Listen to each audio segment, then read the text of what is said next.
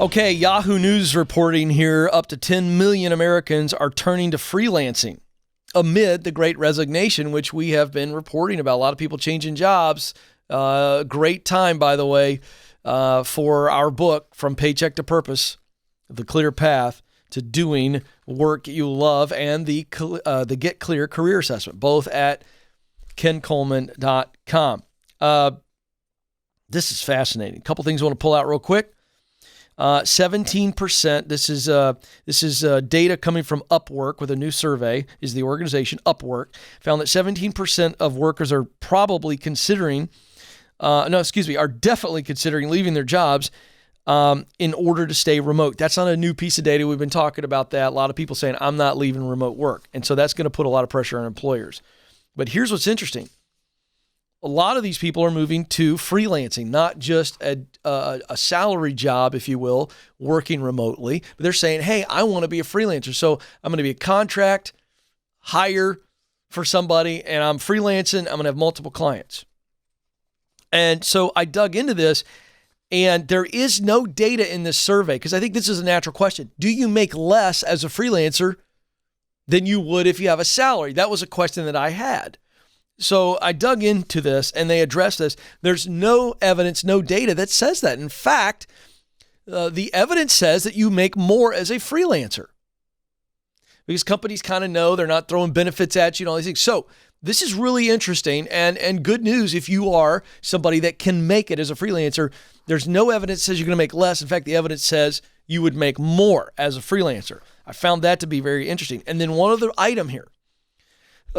From Upwork, they serve a lot of freelancers. They found that the average freelancer has 6 clients, which that's interesting as well. So you're more diversified as a freelancer than you would be in a salaried position.